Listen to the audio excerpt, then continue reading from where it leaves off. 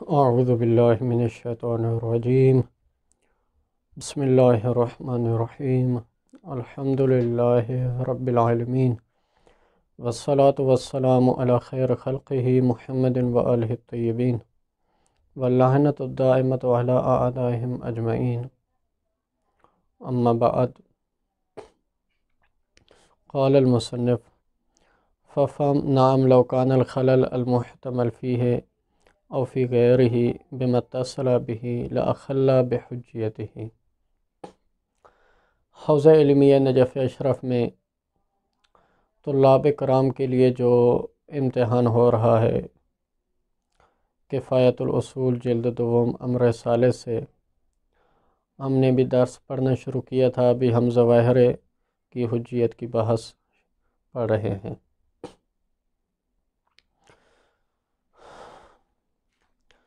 کل کی عبارت میں مصنف نے بیان کیا تھا کہ علم اجمالی کا ہونا کہ قرآن میں تحریف واقع ہوئی ہے، آیات احکام میں کوئی مضر نہیں ہے اور یہ علم اجمالی کوئی تاثیر نہیں رکھتا۔ اس کی وجہ یہ ہے کہ آیات احکام میں قبل الفحص تمسک کو ہم نہیں کرتے، بلکہ فحص روایات میں فحص کرنے کے بعد تمسک کرتے ہیں، اور معصومین علیہ الصلوۃ والسلام نے خود آیات احکام کی طرف یعنی تعارض روایات کے سلسلے میں آیات احکام کی طرف اور ظواہر کی طرف ارجاع کا حکم دیا ہے۔ لہذا تحریف کا مسئلہ عثمان کی دور میں پیش آیا تھا اور ارجاع کا حکم امام جعفر صادق علیہ الصلوۃ والسلام نے دیا ہے، تو یہ بات کا مسئلہ ہے۔ لہذا امام باقر اور امام جعفر صادق علیہ الصلوۃ والسلام نے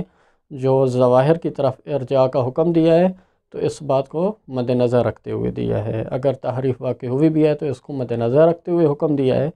تو ہمارے لیے یہی بات حجت ہے کہ ظواہر احکام میں کوئی مضر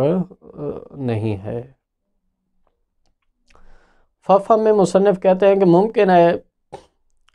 آیات احکام کے علاوہ جو باقی آیات ہیں وہ ظواہر ہیں، وہاں پر بھی کوئی مضر نہ ہو، یہ علم اجمالی، اور علم اجمالی کوئی تاثیر پیدا نہ کرے، بلکہ وہ آیات بھی مورد ابتلا واقع ہو سکتی ہیں۔ اور مورد ابتلا ہونے کے لیے یہی بات کافی ہے کہ ہم ان آیات کے مضامین کی خبر دے سکتے ہیں، آیات میں جو مضامین موجود ہیں، اور وہ نقل وقائع کہ ان آیات میں جو موجود ہیں، جو آیات مشتمل ہیں نقل وقائع پر، ہم ان کو جو ہے آگے بیان کر سکتے ہیں لوگوں کے سامنے، اور ان آیات پر اعتماد کر سکتے ہیں۔ آج کے درس میں فرماتے ہیں نعم لو کان الخلل المحتمل فیہ او فی غیرہ، کہ اگر اس تحریف سے جو خلل واقع ہوا ہے وہ خلل مردد ہو، فیہ اس ظہور میں کہ جو ظہور آیات احکام میں موجود ہے، اور اس ظہور میں کہ جو آیات احکام کے علاوہ میں موجود ہے، یعنی خلل مردد ہو، تحریف اس طرح یعنی تحریف سے جو خلل واقع ہوا ہے، جو خلل پیدا ہوا ہے وہ مردد ہو، بما اتصل بہ، اور وہ متصل ہو ظہور کے ساتھ۔ مثلا کوئی قرینہ موجود ہو جو آیت حکم والی ہے اس کے ساتھ بھی متصل ہو، اور دوسری آیت جو حکم والی نہیں ہے اس کے ساتھ بھی متصل ہو، اور معلوم نہ ہو رہا ہو کہ آیا یہ آیت حکم کے لیے قرینہ بن رہا ہے یا نہیں بن رہا، تو اس وقت یہ اس قبیل سے ہو جائے گا کہ شک در قرینیت الموجود، کہ جو موجود ہے آیا وہ قرینہ بننے کی صلاحیت رکھتا ہے یا نہیں رکھتا، شک در قرینیت الموجود۔ اس کی مثال یہ ہے کہ جس طرح امر عقیب الحاضر، حاضر کے بعد اگر امر آئے تو یہ حاضر کے بارے میں وہ بحث ہوگی اور شک ہوگا کہ آیا یہ امر کے لیے قرینہ بن رہا ہے اور امر کے ظہور سے مانع ہے یا مانع نہیں ہے۔ تو جہاں پر شک در قرینیت موجود ہو، ایسا شک ہو، تو اس وقت یہ ہے کہ ایسے ظہور پر عمل کرنے میں بنائے عقلا موجود نہیں ہے۔ جب بنائے عقلا موجود نہیں ہے تو پھر ایسا ظہور بھی حجت نہیں ہوگا، ظہور کی حجیت میں یہ مخل ہوگا یہ شک۔ اس کو فقہ کی اصطلاح میں شک در محصل بھی کہتے ہیں۔ تو گویا کہ یہ مخل ہوگا اور اس کے ظہور کو ختم، ظہور پر عمل کرنے سے مانع بنے گا۔ ہاں البتہ یعنی یہ اس طرح کا اگر شک ہو، یعنی خلل اگر اس طرح کا ہو کہ وہ جس طرح ہوتا ہے، یعنی وجود القرینۃ الصارفہ، اس میں شک ہو، یعنی آیا قرینہ صارفہ کوئی موجود تھا نزول کے وقت تھا، یا یہ ہے کہ بعد میں کتابت کے وقت جس وقت جمع کیا گیا اس وقت کوئی قرینہ موجود تھا اور ہماری نظروں سے بعد میں کوئی غائب ہو گیا ہے۔ اگر اس طرح کا ہو تو وہاں پر بنائے عقلا موجود ہے کہ وہاں پر ہم اس شک کی نفی کریں گے اور ہم کہیں گے کوئی ایسا قرینہ موجود نہیں تھا۔ لیکن شک در وجود قرینہ اور ہے، لیکن شک در قرینیت الموجود اور ہوتا ہے۔ یہاں پر جو ہے یعنی خلل جو مردد ہے اور متصل ہے آیت احکام کے آیت حکم کے ساتھ یا دونوں آیتوں کے ساتھ متصل ہے، جس کی وجہ سے وہ مردد ہے معاملہ کہ آیا یہ اس کے لیے قرینہ بن رہا ہے یا نہیں بن رہا، تو یہ شک در قرینیت الموجود کے قبیل سے ہو جائے گا، لہذا وہاں پر ظہور میں مخل بنے گا۔ تو یہ اس ظہور کو مصنف نے نام دیا ہے ظہور لولائی۔ یہ ظہور لولائی ہے، یعنی گویا کہ اگر یہ اتصال نہ ہوتا تو یہ ظہور منعقد ہونا تھا،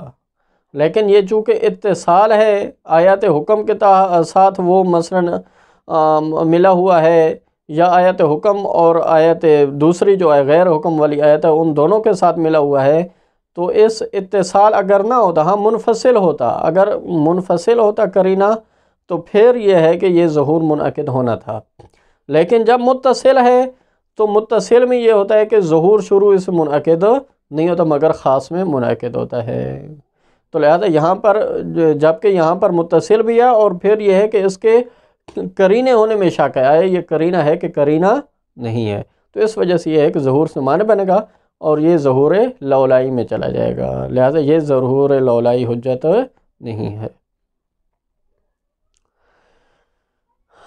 پھر آگے مصنف ایک بحث کرتے ہیں ثم ان التحقیق ان الاختلاف فی القراءات بما یوجب الاختلاف فی الظہور، کہ قراءات کا اختلاف جو ظہور کے میں اختلاف کا موجب بنے، آیا یہ ظہور سے معنی بنے گا یا نہیں معنی بنے گا۔ اس کی مثال مصنف دیتے ہیں جیسے یطہرنا، اس کو دو طریقوں سے پڑھا گیا ہے، ایک قرات کے مطابق یطہرنا پڑھا گیا ہے، ایک قرات کے مطابق یطہرنا پڑھا گیا تشدید کے ساتھ۔ جب تشدید کے ساتھ پڑھیں گے تو اس کا معنی یہ بنے گا کہ حالت ناپاکی میں اجتناب کرو یہاں تک کہ غسل حیض وہ عورت کر لے، اور جب آپ تخفیف کے ساتھ پڑھیں گے تو اس سے مراد یہ ہے کہ حالت ناپاکی میں اجتناب کرو یہاں تک کہ حیض سے پاک ہو جائے، چاہے غسل کرے یا نہ کرے۔ تو یہ اس لحاظ سے پھر دو یعنی کہ معنوں میں فرق آ جائے گا، گویا کہ تخفیف کی بنیاد پہ حیض سے پاک ہونے کے بعد اور غسل کرنے سے پہلے جو ہے عورت کے قریب جایا جا سکتا ہے، جبکہ تشدید کے ساتھ پڑھیں گے تو بغیر غسل کے جو ہے وہ نہیں جایا جا سکتا۔ تو مصنف فرماتے ہیں کہ یہ اس طرح یہ اب ظہور میں اختلاف کا یہ موجب بن رہا ہے کہ اس آیت کا ظہور کس میں ہے، آیا جواز میں ہے یا عدم جواز میں ہے۔ تو اب آیا ان قراءات میں جب اختلاف ہو تو اس وجہ سے آیا ان کے ذریعے استدلال کرنا جائز ہے یا جائز نہیں ہے۔ مصنف فرماتے ہیں کہ استدلال کرنا جائز نہیں ہے، لہذا یہ فقہ کے باب میں یعنی استدلال کرنا جائز نہیں ہے۔ اس کی وجہ مصنف بیان کرتے ہیں کہ پہلی بات تو یہ ہے کہ ہمارے نزدیک تواتر قراءات ثابت نہیں ہے مذہب تشیع کے نزدیک، ہاں اہل سنت کے نزدیک تواتر قراءات ثابت ہے اور اس پہ وہ مصر ہیں، حتیٰ کہ ایک قول ان کا اندلسی کا ایک قول یہ بھی ہے کہ جو تواتر قراءات کا قائل نہیں ہے وہ محکوم بالکفر ہے، لیکن یہ ہے کہ مصنف فرماتے ہیں کہ مما لا اصل لہ، ہمارے نزدیک اس کی کوئی حیثیت نہیں ہے، اس کی کوئی جو ہے نا وہ یعنی کہ اصل ہی موجود نہیں ہے، لہذا تواتر قراءت ہمارے نزدیک ثابت نہیں ہے، تاکہ ان قراءت میں سے کسی کے مطابق بھی عمل کرنا جائز ہو، ایسی بات نہیں ہے۔ اور اگر ہو بھی صحیح ایسا تو مصنف فرماتے ہیں قراءت اور جواز استدلال کے درمیان کوئی ملازمہ نہیں ہے، لہذا تواتر قراءت اگر ثابت ہو بھی صحیح تو اس سے زیادہ یہ ثابت ہوگا کہ آپ نماز میں اس کی قراءت کر سکتے ہیں، ان 7 آیات میں سے 7 قراءت میں سے کوئی بھی قراءت آپ کر سکتے ہیں۔ لیکن آیا فقہ کے باب میں جواز استدلال بھی ہے اس کے ذریعے یا نہیں ہے؟ تو جواز استدلال اس سے ثابت نہیں ہوتا ہے، لہذا مصنف یہ کہتے ہیں کہ کوئی ملازمہ نہیں ہے، اس لیے استدلال کا جائز ہونا اس سے ثابت نہیں ہوتا۔ اور آگے مصنف کہتے ہیں کہ اگر فرض کر بھی لیں کہ جواز استدلال بھی ہے قراءت کے ذریعے، تو پھر مثلا یہاں پر 2 قراءتیں ہیں، اب اس میں سے کس کو ترجیح دی جائے گی؟ آیا مرجحات کی طرف رجوع کیا جائے گا؟ مصنف فرماتے ہیں کہ مرجحات کی طرف رجوع کرنے کا یہاں پر مورد ہی نہیں ہے، اس لیے کہ مرجحات کی طرف رجوع کرنا روایات میں فقط ہے، کہ روایات میں جب اختلاف ہو جائے، تعارض ہو جائے، تو وہاں پر آپ مرجحات کی طرف رجوع کریں گے، یعنی ان میں سے ایک کو مرجحات سندی، ان میں سے ایک کو یعنی آپ ترجیح دیں گے اور دوسرے کو چھوڑ دیں گے، کیونکہ دوسری جو ہے نا وہ مثلا روایت ضعیف ہے، جبکہ یہاں پر 2 قراءتیں ہیں، یہاں پر کسی ایک کی ضعیف ہونے والی بات ہی نہیں ہے، لہٰذا یہاں پر وہ فقط روایات میں ہوتا ہے مرجحات کی طرف رجوع کرنا، لہٰذا یہاں پر مرجحات کی طرف رجوع کرنے کا کوئی معنی نہیں بنتا ہے، اور کوئی یعنی موضوع ہی نہیں ہے ہمارے پاس مرجحات کی طرف رجوع کرنے کا، تو اس لیے مصنف فرماتے ہیں کہ یہاں پر مرجحات کی طرف رجوع نہیں کیا جائے گا۔ تو پھر کیا کیا جائے گا؟ فرماتے ہیں کہ بغیر مرجحات کی طرف رجوع کیے ہم پھر جب تعارض ہے تو اب 2 ہی باتیں ہیں، یا تو یہ ہے کہ طریقیت کے آپ قائل ہیں، یعنی جس طرح روایات میں ہم طریقیت کے قائل ہیں اور ظنون میں بھی گوئے کہ ظواہر میں سے یہ ہے، تو یہاں پر ہم طریقیت کے قائل ہیں، بنا بر طریقیت یہ دونوں ساقط ہو جائیں گے، جب دونوں ساقط ہو جائیں گے تو ہم اصل کی طرف رجوع کریں گے، اصل کیا ہے؟ اصل عملی، یعنی اس کی طرف ہم رجوع کریں گے، اور بنا بر سببیت کے جو اہل سنت کے نزدیک ہے وہ سببیت کے قائل ہیں، تو اس وقت پھر یہ ہے کہ ان دونوں قراءتوں میں سے ایک کے میں تخیر کا حکم لگایا جائے گا، کسی کے مطابق بھی فتویٰ دیا جا سکتا ہے، لیکن یہ ہے کہ مرجحات کی طرف رجوع نہیں کیا جائے گا۔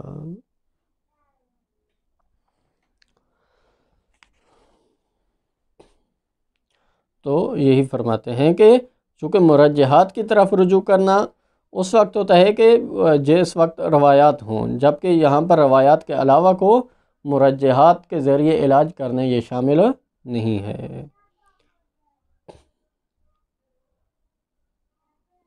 ہاں جی، اور اس کی دوسری وجہ یہ ہے کہ چونکہ متعارض جب روایتیں ہوتی ہیں تو وہاں پر یہ بات ہوتی ہے کہ ان دونوں میں سے ایک قطعاً حجت نہیں ہے، یعنی ایک ذاتاً یعنی قطعاً حجت نہیں ہے اور دوسری مشکوک الحجیت ہوتی ہے، اس وجہ سے یہ ہے کہ مرجحات کی طرف رجوع کیا جاتا ہے، جبکہ یہاں پر وہ والا مورد بھی نہیں ہے، لہذا کوئی بھی مرجحات کی طرف اور اس کے ذریعے علاج کرنا کوئی بھی جو ہے نا یہاں پر مورد نہیں ہے۔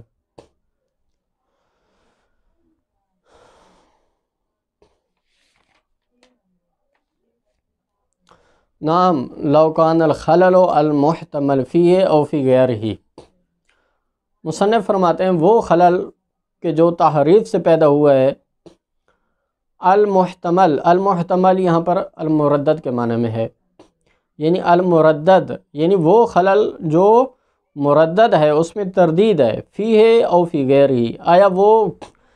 قرینہ بن رہا ہے اس آیت حکم کے لیے او فی غیرہ، یا غیر آیت حکم کے لیے قرینہ بن رہی ہے، تو اس میں خلل ہے، مردد ہے، بما اتصل بھی، اور وہ ملا ہوا بھی ہے، متصل ہے آیت حکم کے ساتھ، ظہور کے ساتھ متصل ہے، لا خلا بحجیتہ، تو مصنف فرماتے ہیں چونکہ یہ قرینہ متصلہ ہے اور پھر قرینیت میں شک ہے، آیا یہ قرینہ آیت حکم کے لیے قرینہ ہے کہ نہیں ہے، یعنی شک در قرینیت الموجود کی قبیل سے ہے یہ، اس وجہ سے یہ ظہور میں مخل ہوگا اور ظہور کی حجیت سے مانع بنے گا۔ لعدم انعقاد ظہور لہو حینئذ، کیونکہ اس وقت جب قرینہ متصل ہوتا ہے، محل جب اتصال کا ہے، حینئذ کا مطلب یہ ہے کہ جب اتصال کا محل ہے تو اس وقت یہ اس کا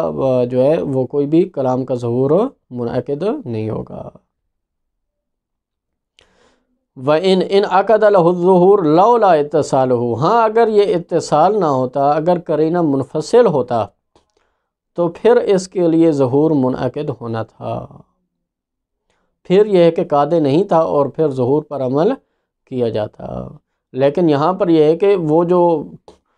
تقطیع یعنی آیت میں سے اگر کوئی حصہ جس کو آپ تحریف کہہ رہے ہیں وہ اگر متصل ہے جب، اور پھر یہ ہے کہ یہ اضافہ شدہ ہے، مفروض یہ ہے یا اضافہ شدہ نہیں ہے بلکہ یہ قرآن کا حصہ ہے، یعنی اس سلسلے میں شک ہے، جس کا نتیجہ یہ ہے کہ آیا یہ قرینہ بن رہا ہے اس عام کے لیے، مثلا آیت میں ایک عام ہے، اس کے ساتھ ایک آیت کا ایک چھوٹا سا ٹکڑا ہے، وہ ایک قرینہ بن رہا ہے، وہ خاص بن رہا ہے اس کے لیے، متصل بھی ہے، آیت حکم کے ساتھ متصل ہے یا آیت حکم اور آیت غیر حکم دونوں کے ساتھ متصل ہے، تو اس وقت یہ ہے کہ اگر ایسا نہ ہوتا یعنی منفصل ہوتا تو پھر ظہور منعقد ہونا تھا، لیکن اب جب مفروض یہ کہ متصل ہے لہذا ظہور منعقد نہیں ہوگا۔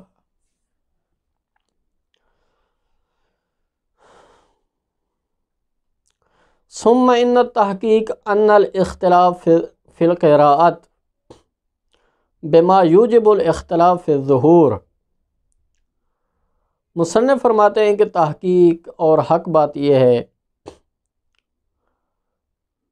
کہ اگر قراءت میں اختلاف ہو جائے بما یوجب الاختلاف فی الظہور، جو آیت کے ظہور میں اختلاف کا موجب بنے، مثل یطہرنا، بالتشدید پڑھیں گے یطہرنا، بالتخفیف پڑھیں گے یطہرنا۔ اب اس آیت کو میں دو طریقوں سے پڑھا گیا ہے، یعنی دو قراءت اس میں موجود ہیں، تو مصنف فرماتے ہیں یوجب الاخلال، یہ بھی اخلال کا موجب بنے گا اور ظہور کو منہدم کر دے گا۔ بے جواز تمسک، جواز تمسک میں بھی خلل کا موجب بنے گا، لہٰذا آیت کے ساتھ تمسک آپ نہیں کر سکتے۔ ولل استدلال، اور استدلال میں بھی یہ یعنی کہ خلل کا موجب بنے گا، لہٰذا استدلال بھی نہیں کر سکتے آپ۔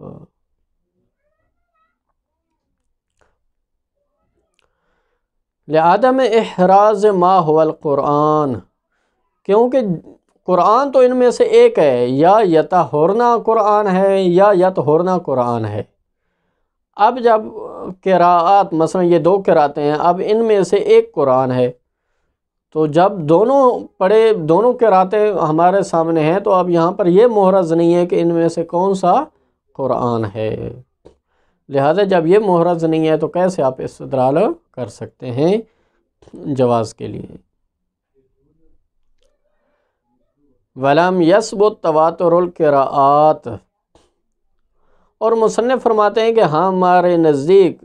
مذہب تشیع کے نزدیک یہ بھی ثابت نہیں ہے تواتر قراءات، قراءات سبع، 7 قراءتیں ان کا تواتر ثابت نہیں ہے۔ مثلا تواتر اگر ثابت ہو تو کم از کم یہ ہو جائے گا کہ 7 قراءتیں گوئے کہ پاک پیغمبر صلی اللہ علیہ وآلہ وسلم نے کی ہیں، اب کسی نے کس طرح سنا، کسی نے کس طرح سنا، یہ ایک الگ بات ہے، لیکن ہمارے نزدیک کوئی تواتر قراءات ثابت نہیں ہے۔ ولا جواز الاستدلال بہا، اور نہ ہی ان قراءات کے ذریعے استدلال کا جواز ثابت ہے ہمارے نزدیک۔ وَإِن نُسِبَ إِلَى الْمَشْهُورِ تَوَاتُرُهَا، اگرچہ مشہور کی طرف نسبت یہ دی گئی ہے، اس لیے مصنف نے نسبت کا لفظ استعمال کیا ہے، یعنی نسبت یہ دی گئی ہے کہ یہ تواتر قراءات ثابت ہے۔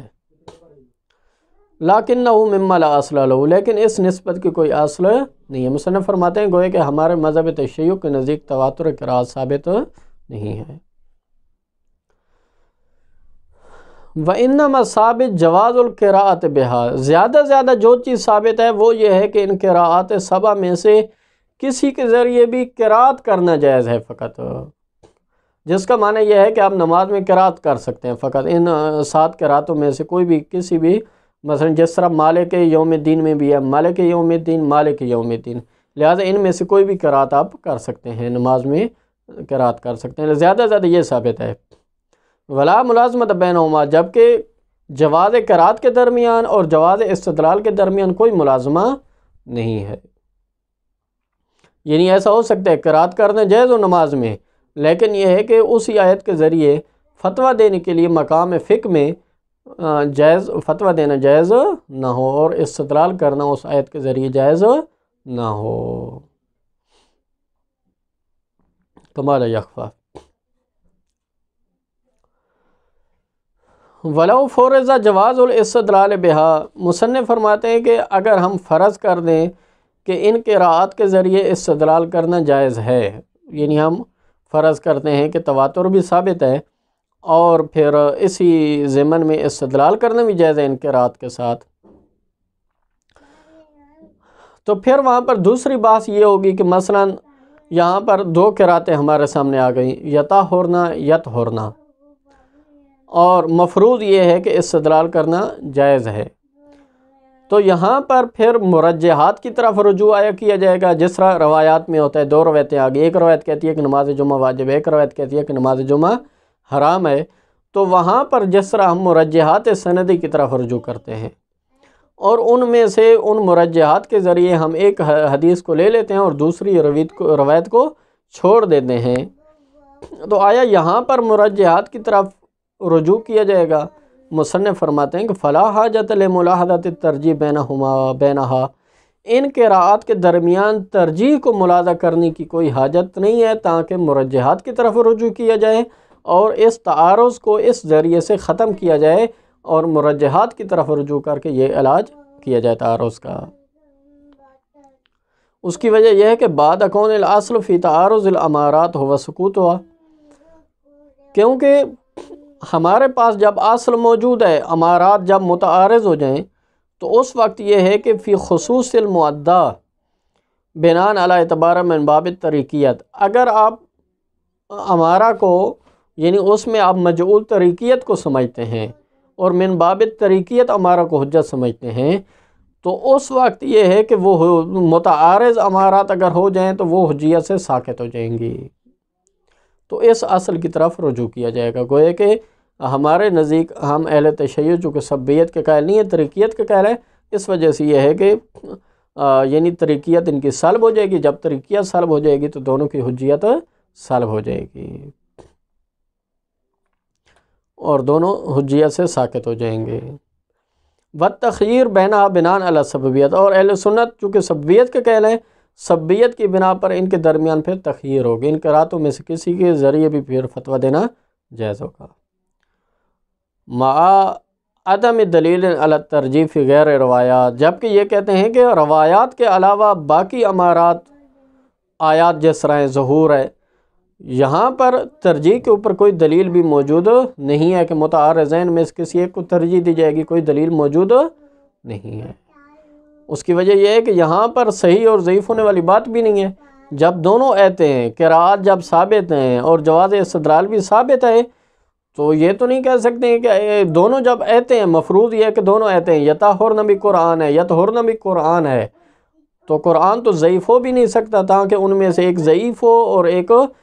ضعیف نہ ہو، تو جو ایک حجت ہو اور ایک لا حجت ہو، تاکہ جو ہے نا یہ ہوتا ہے روایات میں، تو ایک ضعیف روایت ہو سکتی ہے، ایک صحیح روایت ہو سکتی ہے، ایک لا حجت ہو سکتی ہے، ایک مشکوک الحجیت ہو سکتی ہے، وہاں پر ترجیح کا موضوع بنتا ہے، یہاں پر ترجیح کا موضوع ہی نہیں ہے۔ فلا بد من الرجوع حینئذ الی الاصل والعموم، لہذا یہاں پر پھر ایسی صورتحال میں ہم جب یہ حجیت سے ساقط ہو جائیں گی، یطہرن بھی مثلا یطہرن بھی، تو اس وقت پھر ہم اصل کی طرف رجوع کریں گے مبنی اول کی بنیاد پہ، یا یہ ہے کہ ہم عموم کی طرف رجوع کریں گے حسب اختلاف المقامات، مقامات میں اختلاف ہو سکتا ہے، جہاں پر کہاں پر یہ ہے کہ ہم نے اصل عملی کی طرف رجوع کرنا ہے اور کہاں پر ہم نے عموم کی طرف رجوع کرنا ہے۔ مثلا یہاں پر عموم یہ ہے کہ نساؤکم حرث لکم انا شئتم، اس عموم کی طرف پھر رجوع کیا جائے گا،